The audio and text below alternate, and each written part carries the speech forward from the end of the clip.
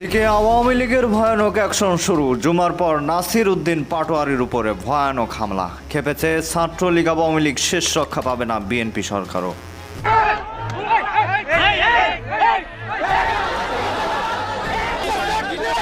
এই এনসিপির এই নাসির উদ্দিন পাটোয়ারি বাংলাদেশের রাজনীতির জন্য একটি কলঙ্কের নাম। এই কলঙ্ক বাংলাদেশের মানুষ আর দেখতে চায় না। তাই ঝিনাইদহের বিক্ষুব্ধ ছাত্র জনতা নাসির উদ্দিন পাটোয়ারিকে প্রতিহত করে ঝিনাইদহ থেকে বিতাড়িত করেছে। এবার ঝিনাইদহে নাসির উদ্দিন পাটোয়ারির উপর ডিম নিক্ষেপ ও গণপ্রতিরোধ। এই পাটোয়ারি ভাই রাগ করলা?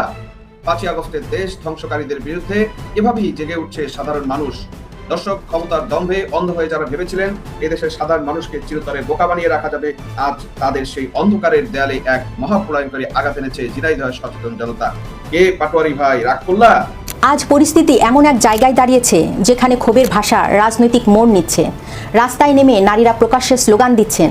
শেখ হাসিনার আমলে নারী ও শিশুরা নিরাপদে ছিল। প্রবল জনক্ষোভের মুখে আজ ব্যাকফুটে বর্তমান বিএনপি সরকার।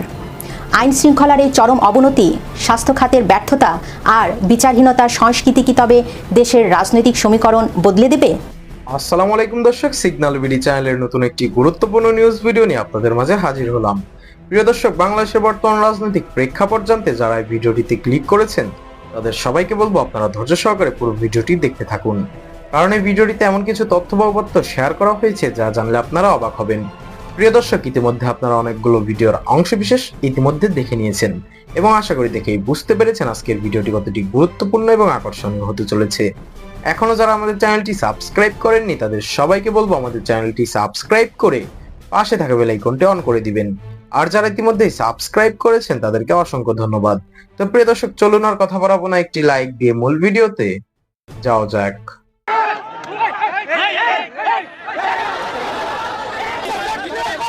আমি এটা প্রত্যেকটা জুমায় এক একটা জায়গায় গিয়ে থাকি। তো আমরা মসজিদ থেকে যখনই বের হওয়ার পরে আইনমন্ত্রী আসাদুজ্জামানের সন্ত্রাসী বাহিনী এখানে যে নেতৃত্ব দিয়ে থাকে, আব্দুল মজিদ চাঁদাবাদ সন্ত্রাসের জনক, এবং এখানে ইসলামী বিশ্ববিদ্যালয়ের ছাত্র দল এর যিনি সভাপতি আছেন তার নেতৃত্বে হকি স্টিক, বিভিন্ন যে দেশীয় অস্ত্র নিয়ে আমাদের উপরে তারা হামলা করে।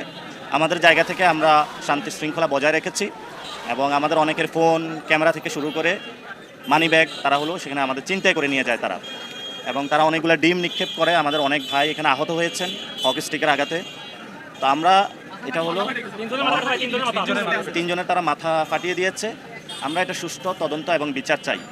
তো যিনি আইনমন্ত্রী দেশের, সেখানে তার এলাকায় যদি এই ধরনের আইন শৃঙ্খলার অবনতি হয়, সেই জায়গা থেকে আমরা মনে করি যে আইনমন্ত্রী তার জায়গা থাকতে পারে না। স্বরাষ্ট্রমন্ত্রী যিনি আছেন ওনার দেশের আইন শৃঙ্খলা অবনতি হওয়ায় ওনারা পদত্যাগ করা উচিত এবং আইনমন্ত্রীকে দ্রুত পদত্যাগ করিয়ে তারকে বিচারের আওতায় আনা উচিত।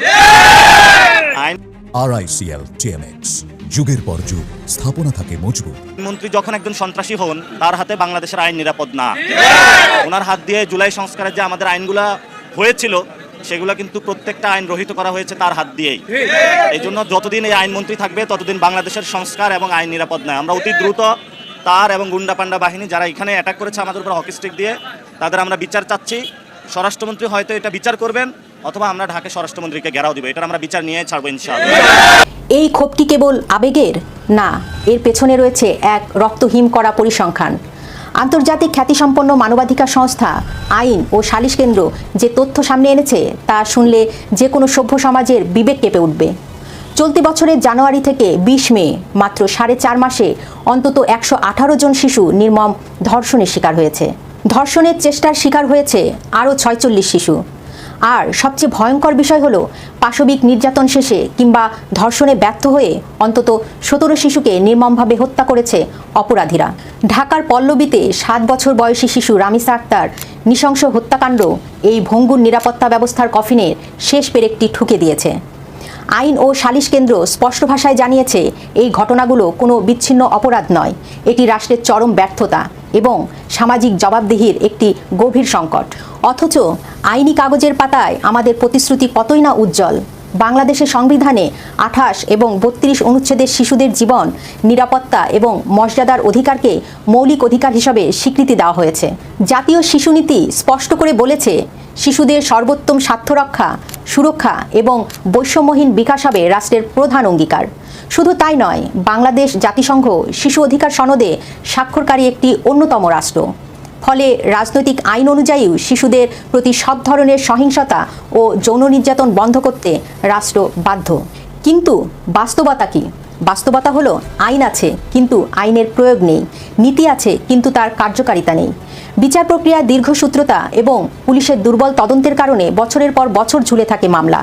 অপরাধীরা আইনের ফাঁক গলে বেরিয়ে যায়, আর ভুক্তভোগী পরিবারগুলো একদিকে হারায় তাদের সন্তানকে, আপনারা কোনো এক্সাম্পল কারা করতে পারবেন? আমার তো স্টেম নেবেন, স্টেমে লিখে নেবেন, এটা বড় যুব 15 দিন, এরপর আরেকটা বড় কোনো ঘটনা করবে, এটা চলে চলে যাবে। অন্যদিকে ধুকে ধুকে মরে নিরাপত্তাহীনতায়। জনগণের এই ক্ষোভের আগুন কিন্তু একদিনে জ্বলেনি। দেশ জুড়ে যখন ধর্ষণের বিরুদ্ধে মানুষ ফুঁসছে, ঠিক তখন অন্তরালে চলছে আরও এক নীরব রাষ্ট্রীয় হত্যাকাণ্ড। গত 3 মাসে বাংলাদেশে হামে আক্রান্ত হয়ে মারা গেছে প্রায় 500 শিশু।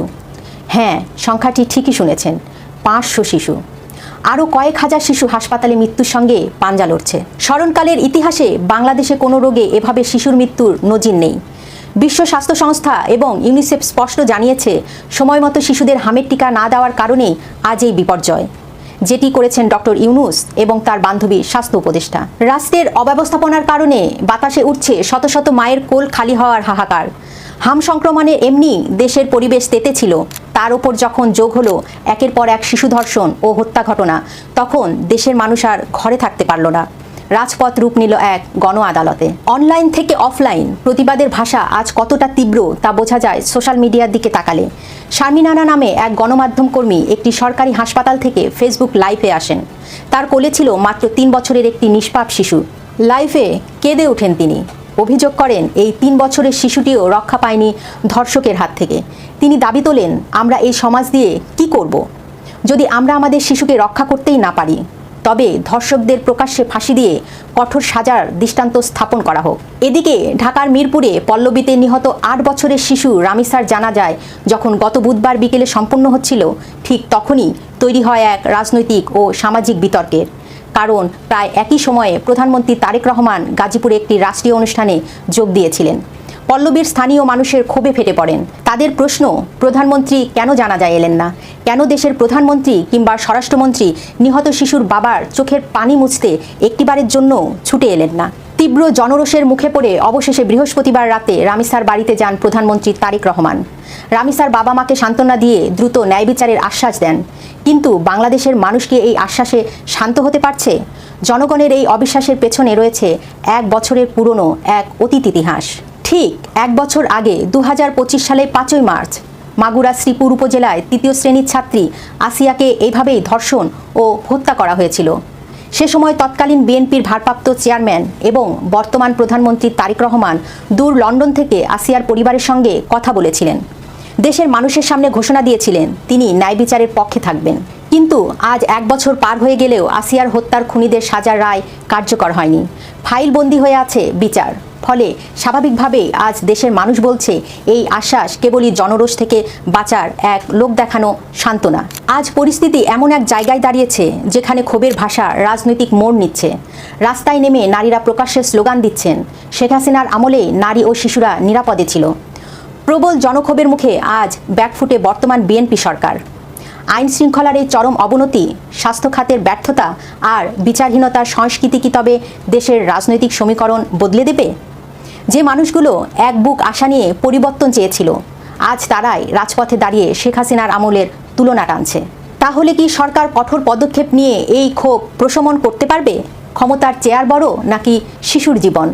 এই প্রশ্নের উত্তর রাষ্ট্রকে আজ দিতেই হবে। আপনার কি মনে হয়, সরকারের এই ব্যর্থতা কি আসলেই বড় কোনো রাজনৈতিক পরিবর্তনের ইঙ্গিত? এবার ঝিনাইদহে নাসিরউদ্দিন পাটোয়ারির উপর ডিম নিক্ষেপ ও গণপ্রতিরোধ। এই পাটোয়ারি ভাই রাগ করলা? 5ই আগস্টের দেশ ধ্বংসকারীদের বিরুদ্ধে এভাবেই জেগে উঠছে সাধারণ মানুষ। দর্শক, ক্ষমতার দম্ভে অন্ধ হয়ে যারা ভেবেছিলেন এদেশের সাধারণ মানুষকে চিরতরে বোকা বানিয়ে রাখা যাবে, আজ তাদের সেই অন্ধকারের দেয়ালে এক মহাপ্রলয়ঙ্করী আঘাত এনেছে ঝিনাইদহের সচেতন জনতা। কে পাটোয়ারি ভাই রাগ করলা?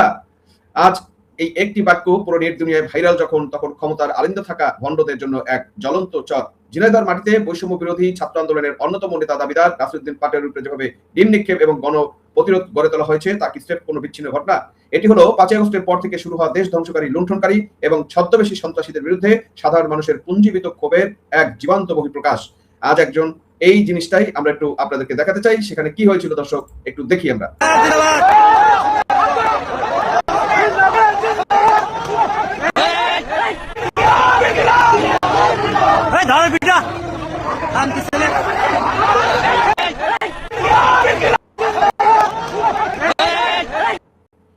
দর্শক, আপনারা দেখলেন নাসিরউদ্দিন পাটোয়ারিকে কিভাবে ডিম মারলো এবং তার পরবর্তী যে ঘটনা সেটা আপনারা দেখলেন। এই 5 আগস্টের সময় এই সন্ত্রাসীরা যারা বলেছিল যে মেট্রো রেলে হামলা তারা করেছে, পুলিশ হত্যা করেছে, বিভিন্ন মানুষকে হত্যা করেছে, তারা তাদের মতো করে বিভিন্ন বয়ান দিতেছিল এবং আমেরিকার কাছে দেশ বিক্রি যে করছে সেই দেশ বিক্রি নিয়ে কিন্তু তাদের কোনো রাচা, কোনো আওয়াজ, কোনো ধরনের কথা নেই। হাম নিয়ে শিশু মারা গেছে তাদের নিয়ে কিন্তু তাদের কোনো কথা নেই। তাদের কথা শুধুমাত্র এই যে তথাকথিত কে মারা গেল, গণভবনের চোর কারিনা যখন মারা গেল তখন কিন্তু তাদের মায়া কান্না আর শেষ নেই।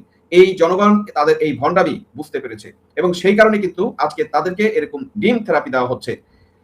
দর্শক, আপনারা কি জানেন জুলাই আন্দোলনের পবিত্র আবেগকে পুঁজি করে 5 আগস্টের রাষ্ট্রীয় স্থাপনায় সন্ত্রাসী হামলা চালিয়ে ক্ষমতা দখল করেছিল দেশের আমজনতা সেই ভুয়া মুখোশ টেনে ছেড়ে ফেলতে শুরু করেছে।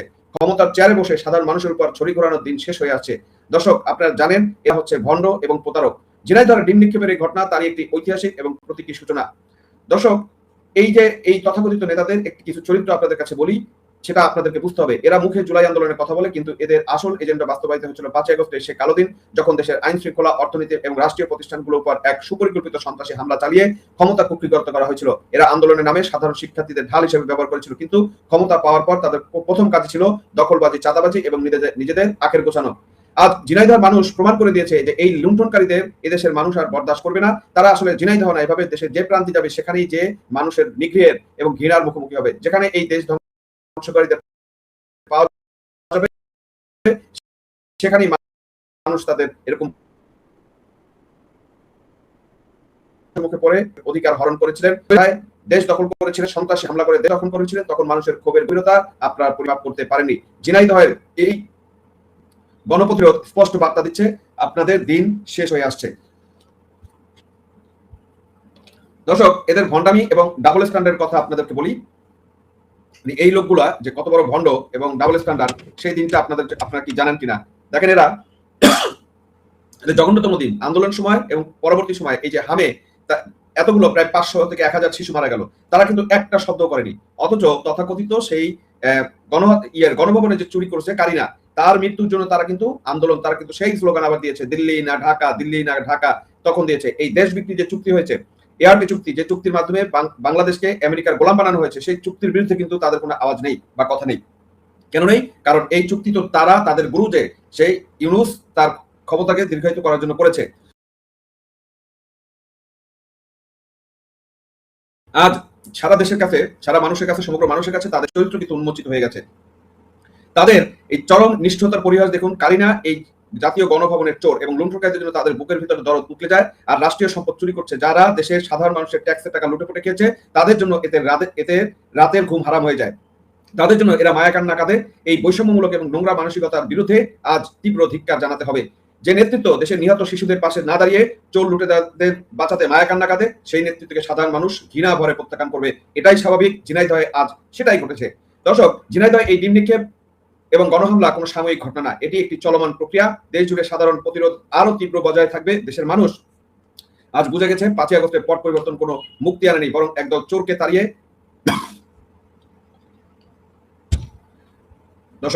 একদল চোরকে তারা আবার ডাকাত বানিয়ে কিন্তু এখানে ক্ষমতায় বসানো হয়েছে বা বসেছে।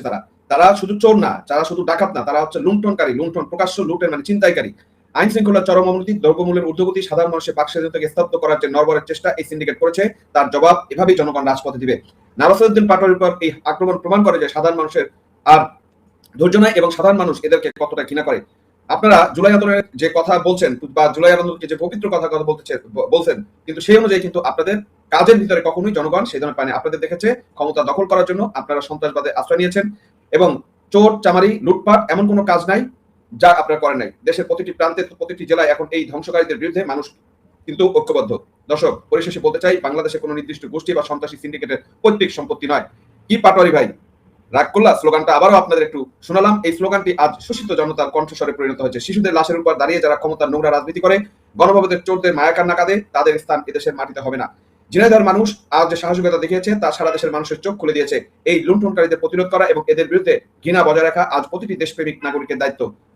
প্রিয় দর্শক, ইতিমধ্যে আপনারা আমাদের পুরো ভিডিওটি দেখেছেন। ভিডিওটি দেখে কি জানলেন এবং বুঝলেন অবশ্যই আপনাদের মূল্যবান মতামতটি আমাদের কমেন্ট বক্সে জানাতে ভুলবেন না। এখনো যারা আমাদের চ্যানেলটি সাবস্ক্রাইব করেননি তাদের সবাইকে বলবো আমাদের চ্যানেলটি সাবস্ক্রাইব করে পাশে থাকা বেল আইকনটি অন করে দিবেন এরকম নিত্য নতুন প্রতিদিন গরম গরম নিউজ আপডেট পেতে। ধন্যবাদ সবাইকে।